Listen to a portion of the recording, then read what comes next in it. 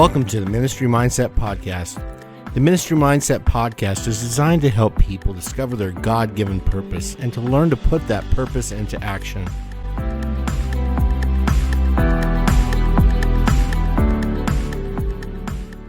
Well, welcome back to the Ministry Mindset. So glad to have you all here today. Joining us today, once again, we have Jake Meadows. Hello. And Tony Smith. Hey, how is everybody? Doing great, Tony. Glad you're here. Good to be here. So just to catch everybody up of where we've been in the Ministry Mindset Podcast so far, we've talked about the Kazone experience. We talked about what it means to find your purpose. And we talked a little bit about the personality test and why understanding your personality is so important in helping really understand how to kind of put that purpose into action and understanding kind of the way we relate to other people. We also talked about the spiritual wellness wheel a little bit. We talked about spiritual gifts the last time we were on here and the important role that spiritual gifts play in understanding how God has gifted us to be able to put our purpose into action. And this week, we're going to talk about strengths.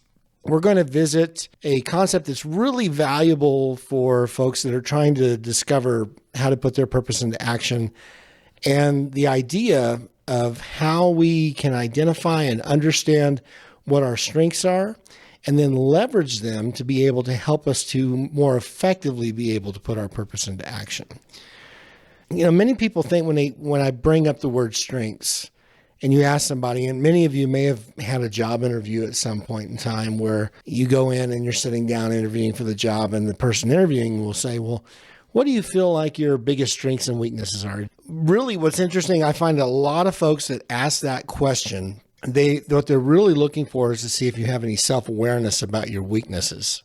That's often what happens. And one thing that I have found, and is really common amongst most people when they talk about the things that you're strong at or the thing you're weak at, is most people spend a majority of their lives trying to improve their weaknesses. There's always a subject in school, right, where you struggle.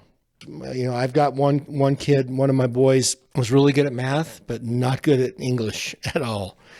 And then my older son was not great at math at all, but could understand and write the written word and kind of navigate his way around adjectives and pronouns and those kind of things in English class.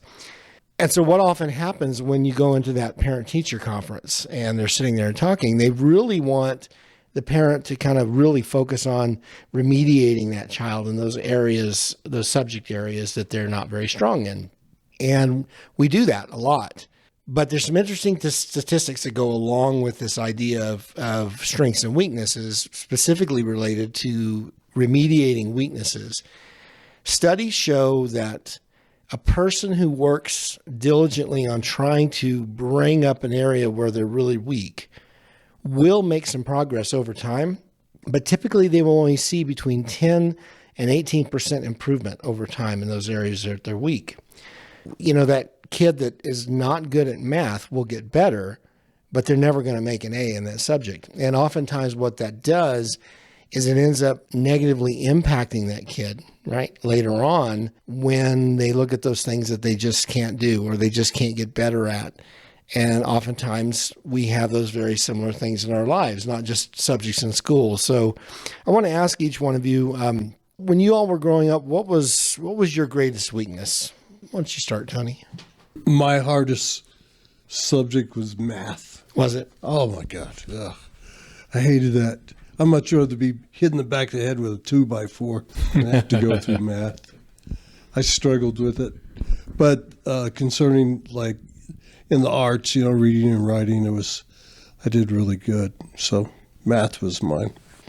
What about you, Jake? My whole struggle was school in general. I was never good at any subjects in school. I enjoyed doing woodworking class, and we had auto shop, stuff like that. Stuff that I was working with my hands and physically doing something rather than mentally trying to solve problems or write grammar or anything like that. Never my strong point at all in school. But I would go out and work in the wood shop, or I would work outside of school from a very young age because that's what I'm good at. I'm good at working. So keeping that in mind, right, thinking about that, with school being something that was something you struggled with growing up, how did that impact your adult life when it came to school? Did you go to college? No, I did not. I went straight to the workforce, and I made a living in the workforce instead of going to school. Have you ever thought about going back to school? Thought about it, yeah, but it terrifies me as an older guy now trying to go back to school. It's terrifying because I had trouble with it then, and it's been 25 years since I've been in school. What's it going to be like now? I'm terrified. Right. So clearly it was a weakness then. So the automatic thought is and belief is it's definitely going to be a weakness now. Yes, absolutely. What about you, Tony? When I got out of the Navy, I went to trade school, and I had to get my GED first to be able to go through the courses there. So I took my GED, and I actually did really good in every single subject. So I think it was a matter of me getting a better perspective of who I was. And so I began to excel in all the different classes that I took. So wow, it was pretty amazing. That's cool. That's great. What was one of the ways that each of you during that time, what did you do to try to improve on that weakness? What did you do while you were in school just to get through? Generally, I would go to summer school to try to improve my grades so that I could graduate. I didn't really study any harder because, again, studying wasn't my thing because I wasn't any good at it anyway, so why even bother? It was really more challenging just for me to finish school than anything. I wasn't really trying to get better at any subject. I just wanted to get through it. All right, so you just wanted to get out, right? Get out and get to work. And you kind of alluded, Tony, I mean, you realized when you got a better idea of who you were that you realized that some of those things weren't really that hard. True. Yeah, I think what happens is you begin to realize your potential that you really have. Yeah. It's really a mindset, if I can use that word. Right. That is so true. And then when somebody, when we bring attention to the things that we don't do well, and we're pounded and pounded and pounded and pounded on to improve, to work at it, the amount of energy that we spend trying to improve on something where we're weak is incredible. And if you go back to those statistics that I talked about earlier, if the reality is we only improve anywhere from 10 to 18% in those areas where we are naturally weak, that's not very good. I mean, those odds aren't great, right? Those percentages are not something to write home about. And that's really the basis for a strengths-based mentality. When we think about, well, not what am I bad at? What am I weak at? What needs improvement? But what am I good at? What gives me energy? Where do I really, really shine?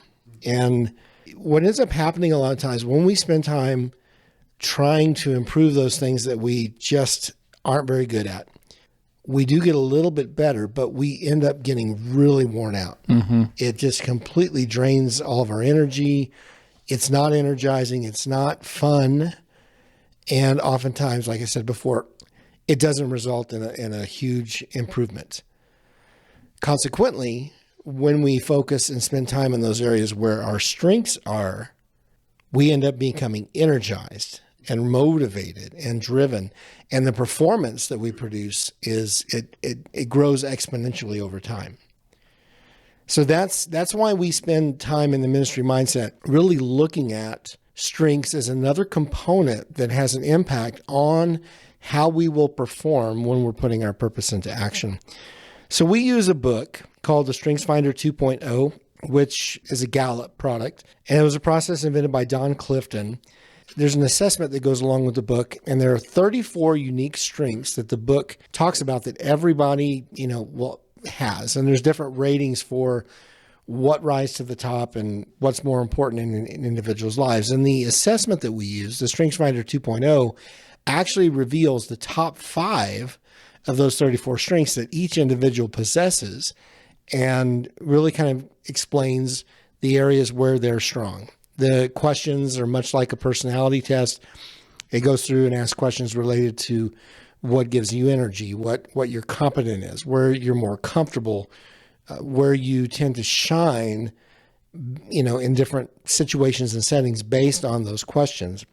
I'm going to talk a little bit about those 34 strengths and how they're broken up. And then each of us are going to share what our strengths are and talk a little bit about what we've learned about who we are and how we apply that in our everyday life. And of course, according to the topic of the day, how we apply that in how we serve others in ministry.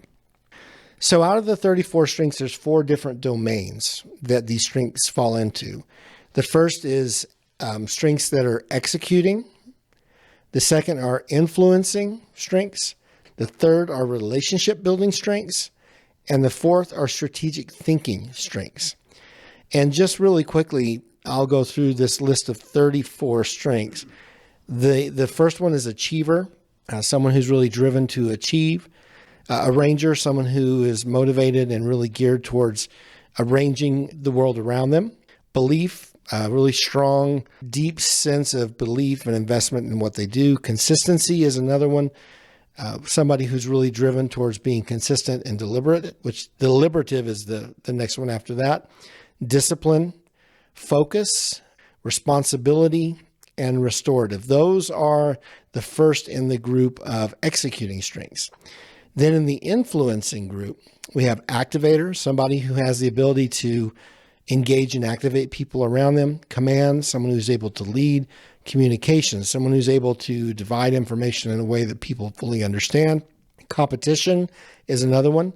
Maximizer, someone who's able to really get the world around them to develop synergy. The next one is self-assurance, which is a form of confidence.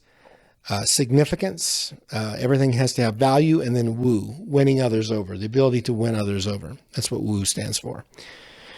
The third group, the relationship building strengths, we have adaptability, connectedness, developer, empathy, harmony, includer, individualization, positivity, and relator. Those are all very self-explanatory. And then the strategic thinking strengths include analytical, context, the ability to be able to put the world around them in context. Futuristic, that's more of the visionary. Ideation, the ability to invent and to think and to dream. Input, intellection, learner, and then, of course, strategic. Now, for most people, when they take this test and they go through this process of discovering their strengths, it is common to see an interesting breakdown of some of the domains. So very rarely, I don't think I've ever seen anybody that I've given this assessment to or coached through the strengths process. I've never found anybody who all their top 5 was in one domain. But sometimes you find people who have a dominant domain, or, maybe be in 2 specific domains. And then there's others who are spread across domains. And a lot of it just depends on who you are, your personality, how you kind of gone through life, how you've developed over time. And so it's really interesting when you think about how these strengths work together to really help you to be able to focus on who you are and where you're going to become. So we're going to take a look at all 3 of our individual top 5 and talk a little bit about kind of how that looks. Okay. So Tony, what are your top 5? Let's see. The first one is intellection, empathy, correctness, developer, and input. Okay. Intellection, empathy, connectedness, developer, and input. So that's interesting. Tony, you're in 2 domains. 2 of your strengths are in the strategic domain, and the other 3 are in the relationship domain. And this is interesting because, these strengths align with your personality type. That's true. They also align with your spiritual gifts. So intellection, not surprising for Tony to be intellection. You're a word of knowledge. We talked about this last week. You're a word of knowledge person and somebody who really thinks intellectually about everything you do, very intentional. You like the depth that goes along with explaining why something is the way it is, right? Yeah, what kind of pizza do I want today? Right. For some of us that say, I'm going to get what I always get. And Tony's like, no, let's analyze this a little bit, right? Unfortunately. Yeah. And then another one in the strategic is input. being very thoughtful about the contribution that you make to a project or an idea. This aligns often with strategic thinking, is the way you input. But what is significant here is that 3 of your top 5 are in the relationship building category. So empathy, connectedness, and developer. So Tony, you're very empathetic, right? And that aligns with your personality type as a counselor, right? Connectedness is important. People getting along, how people are connected deeply with each other. And then developer, which is not surprising at all because coaching is your calling. You know, we know your personality is geared for that. We know your spiritual gifts are geared for that. And now we see that one of Tony's top 5 strengths is developer. So someone with the strength of developer is definitely somebody you want to have meeting with other people, helping them to find their purpose, their direction, to sort out their problems. I mean, that's powerful, right? To know that that's there. When you have a strength in that area, it's something that really energizes you. Developer is not one of mine, even though I'm a coach. But the way that I coach is very different than the way you coach. True. Right? You can sit there for weeks and listen to somebody talk about the same problem over and over again. After the second time, I'm like ready to kick them in the butt and say, okay, what are we going to do about this? Right? Because I've got a different set of strengths. Something. Yeah. All right, Jake, what are yours? Harmony, adaptability, relator, restorative, and responsibility. Okay, so Before we dig into these, though, can I ask you, is this similar to the personality in which some of these can be actually learned behaviors and learned strengths, not just something that's natural? yeah, so what's significant about the strengths, your personality really is going to be more static over time. Strengths, however, so we're just looking at the top 5. When you do a full Gallup strengths review and go through their whole process, they will show you where you rank on all 34. Oh, good. Okay. Oftentimes what happens though is that your top 5 could change depending on your job or where you're spending most of your time.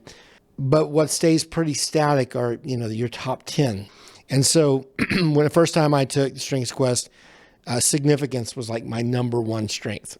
And I remember when I went through the assessment and the speaker was talking, we were looking at everybody's strengths and they saw significance. He looked at me and goes, so if this doesn't have like important meaning for you, you're out, right? And everybody laughed. And I remember I felt really bad about that. I'm like, oh my gosh. So you're telling me now my number 1 strength is that everything has to matter? It has to be important. And that is true for me. It is true. But right now, my number 1 strength is strategic. The last time I took it, I said, so explain to me why significance isn't on the list anymore. He says, well, let's look at your profile. And when we looked at the profile, significance is actually number 6 right now. So it's still one of my strengths. But I'm currently in a profession and I'm doing things where I am driven by significance, but I'm not like obsessed by it. At the time when I took it the first time, the job I was working, I was very unhappy with the fact that half of what we were doing was incredibly meaningless. And so when I answered the questions, that was the most important thing that was lacking at the time. And that's why it was number 1 at that time, because that's what I was doing. So to answer your question, these do change, but we have to look at it in terms of really what, kind of what your top 10 are. So let's think about yours for a minute. So I'm going to pick on the first 2 in the domain of executing: responsibility and restorative. So responsibility is a really common strength that we see probably in most groups when we do this. We'll see this in 40%. People that have the strength of responsibility, and it's also one of mine, are really driven by responsible behavior. And it is something so important to them that if they have a responsibility or something that they're responsible for, that will always take over whatever's going on around them. So my wife and I both have this strength. It's like number 3. And when we get up in the morning, before we'll do anything else, laundry gets done first, bed gets made. If there's a phone call coming in and we see who it's coming from, and I'm in the middle of laundry, or my wife is, the laundry will be done before we return the phone call, unless it's somebody where there may be an emergency. And then, of course, the need for answering that phone call becomes the more responsible behavior at that moment that we have to do. And people with the strength of responsibility are oftentimes teased because they take their responsibility very, very seriously. Yeah, it's also a downside too, because if you have that as such a high strength and you expect that from people who don't have That's it, exactly right. you're going to get let down All the time. all the time. When we think and realize it's like not everybody has the strength, we have to remember not to project our expectations on other people just because we have that. Just like our personality type, right? Not every introvert. If you're an extrovert, you can't expect everybody else to cater to your extroversion if they're not extroverted. So restorative. This is really good too, because this is a strength, particularly in a group of people, where it's important that nobody gets left behind or left out. And if there's brokenness, if there's conflict, and when you pair this with the responsibility, if you're leading a group, if somebody says something, if somebody gets hurt, somebody's struggling, it becomes imperative that you help to restore that relationship, restore that inappropriate thinking, restore that behavior that's not moving the way that it should be, and you do it in a way that's upbuilding. But it's an executing strength. It's something that results in action. And then the other three of yours were in the relationship building: harmony, adaptability, and relator.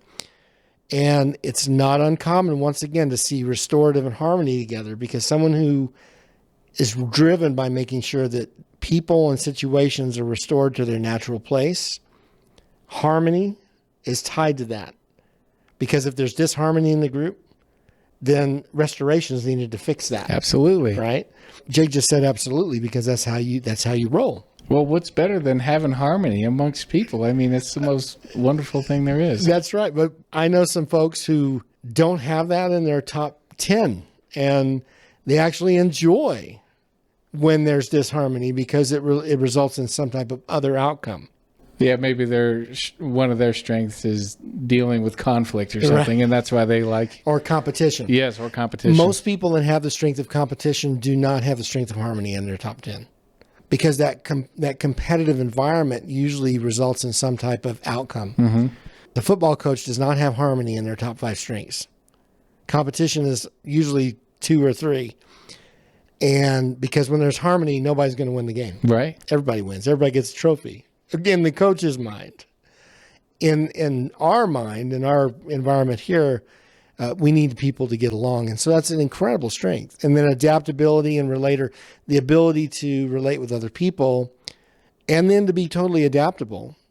Really being in a place where you can, if someone asks you to do something, whether you can do it or not, you'll do it anyway because they asked you to do it. And when we pair that with the responsibility, you can be easily manipulated by a strategic leader. It's probably happened a time or two. Yeah. Can you explain the difference between someone who is a relator, such as myself, and somebody who has empathy as a strength, like Tony? So a relator definitely cares about how other people are interacting and working together as a team. Someone who's a relator will go out of their way to help make sure that people are working together, which is very similar to harmony, right? And they also... I would be very surprised if in your top 10 communication was also in that list, because people that are relators oftentimes have the strength of communication as well, because when you're relating with other people and bringing them into the fold, communication is oftentimes associated with that, to be able to help to explain or to educate somebody on what it is you're trying to bring them into. Okay, so my top 5. Strategic is number 1. Responsibility is number 2. Communication is number 3. Connectedness is number 4. And individualization is number 5. And so I've got a blue, well, you guys can't see the colors. I've got an executing strength, an influencing strength, a strategic thinking strength, and then 2 relationship building strengths. And responsibility is number 2, so I also struggle with that and have a really high expectation for others. And because strategic is number 1, the work that I do now really requires me to activate that strength, to constantly be looking down, trying to understand how to, I run the training department for the city. And so we're constantly creating new ways of helping people get better at their job, helping people position where they need to be, working within a very strange and challenging public service entity where there's never enough money and there's always way too many demands. So thinking strategically is something that I really have to do a lot. And of course, communication is helpful as a teacher and a trainer. That communication's in my top 5. And then like Tony, connectedness is also there. That's really, really important for me, that people understand and connect and can relate to what we're trying to communicate. And then individualization really is the ability to recognize and help somebody to individualize and understand their role, their place, and their identity. And it's not being an individual, but it has to do with helping people to recognize their individual value in an environment. So what are some of your thoughts, Tony, about your strengths and how they play out with your personality and your spiritual gifts? I can see it and understand it perfectly, because as I develop my different parts of my personality, which one of them is being introverted, I have the ability to relate to these other things such as empathy and developer. It gives me a really unique look at what actually is happening in my life. I'm really excited about this part, simply because it gives me another layer of my personality that I can see, and see that there's strengths and actually build on them. So that's what I really see, and if you will, working on. Nice. How about you, Jake? I see absolutely adaptability as an absolute strength of mine. It's something that I rely on a lot, both in my personal life and in my professional life too. And all of these I have seen shape sort of the person that I've become, because ultimately I think of harmony as my relationship with Jesus. And there's so much peace and harmony in having that relationship that absolutely I want everybody to have it, right? But not everybody picks up that opportunity to have that relationship. And so I have a huge responsibility feeling in that, sharing that relationship with other people, to show them like this is what harmony feels like, and it's amazing. I think all of these are perfect, and they perfectly line with the way I live out my everyday life. And this is why we do, in the progress of all of the evaluations and the assessments that we do, when we're helping someone develop their identity, their ministry identity, if you will, as part of their ministry mindset, we do this one last, because once you kind of understand your spiritual gifts and you've developed a Kazone statement, and we look at our personality, and then we actually look at, okay, well, what are the areas where you're strong? What are the areas where you are energized when you operate in those domains? When you behave and do those things, that really is valuable for us to make sure when we're getting ready to move on to the next phase, which is helping somebody to start developing their canvas and kind of create some ideas for what problems they want to solve and what they want to do and how they want to serve, is making sure we help them understand how they can serve in the areas where they're energized, where their strengths are, and where they're motivated and driven, right? It's not uncommon for individuals to be put in a position of leadership or to be in somewhere where they've got to behave a certain way. And all of us have talked about this. All of us in here are capable of doing whatever we're asked to do. But there's going to be some things that we're asked to do where we really get excited and motivated and driven. And then there's going to be other things where we're like, man, do I have to do this today? Do I have to do this today? And it's not just our personality at work. It's not just the introversion or the extroversion. I mean, some people just do not get excited about looking at spreadsheets. Some people do not get excited or motivated about thinking, how do I figure out how to organize all the roles on this team? Then there's other people that's all they want to do. Or some people are not really excited about having to explain to a group of people the details on how to do this and then inspire them and gather them and maximize them into action. I know a few people that have no yellow on their list, and they have responsibility, maximizer, competition, and they're really great at getting stuff done, really great at leading people to get stuff done. But because they have no yellow in their strengths list, they literally mow over people in the process. They'll get stuff done and they'll hit all those boxes and hit all those marks, but they leave a wake of a bunch of dead bodies in their path getting it done. And when we don't know why somebody behaves that way, we often think, well, gosh, they're a jerk. Yeah. Or they're rude, or, they're insensitive. And in reality, they're not insensitive at all. They just do not operate in those areas. Those people can be sensitive when they have to be, but it's not something that's a natural strength for them. That's the one thing they don't like to do, Right. Like, I don't know.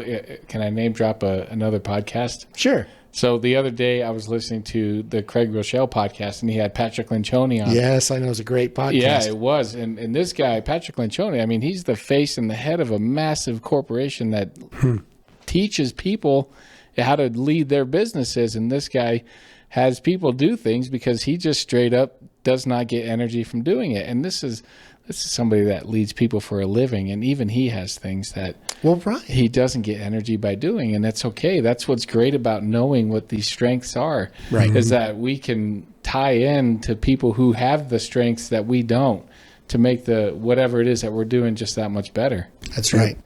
And when we build a team, or we think about people to work with and how we're going to get something accomplished, we have to know where we get energy and what things drain us and bog us down. Because the last thing we want anybody to do is say, hey, I got an idea.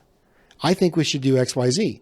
But if they don't possess the strengths to be able to lead and to be functioning happily in doing that, then we really should think about whether or not that's the idea that they should be pushing, right?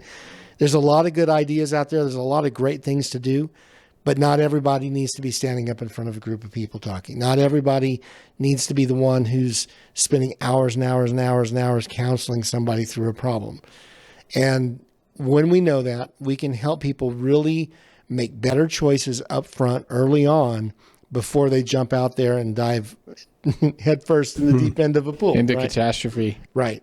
Part of the ministry mindset in helping people put their purpose into action is to do everything that we can to help a person understand everything about themselves, everything that God has done, and then to best find the right place to align their passion with their purpose, and then to help them to become successful and actually perform, right? Passion, purpose, and performance. All three of those work together. And when we know who we are, success becomes a whole lot easier to achieve.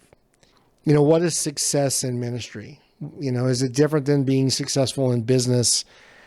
Success is really about accomplishing whatever the outcome is, right? It's not about winning all the time. Sometimes winning is not the outcome. So when we understand what desired outcome we have, and we understand all the components that need to go into it, and we understand how to align our purpose and our passion in that performance for that outcome, that's where success is experienced. And what better than to do that and also be energized, be happy, be motivated, and to want to get up the next day and do it all over again. So many times, I can't tell you how many volunteers and people that have served in ministry, they get started, they get involved in something, and then they dread being a part of it. If getting up on Sunday morning and getting to church so that you can work in the children's ministry doesn't excite you or doesn't motivate you so that you want to be there, then you shouldn't be in the children's ministry, right? That's just one example. We want people to be in the right place at the right time, doing all the right things. And when we understand how all these components work together, we can better improve our ability to do that. So any other thoughts before we wrap up? I'd just like to encourage everybody to get your book and read it and really ask God what he would have them do.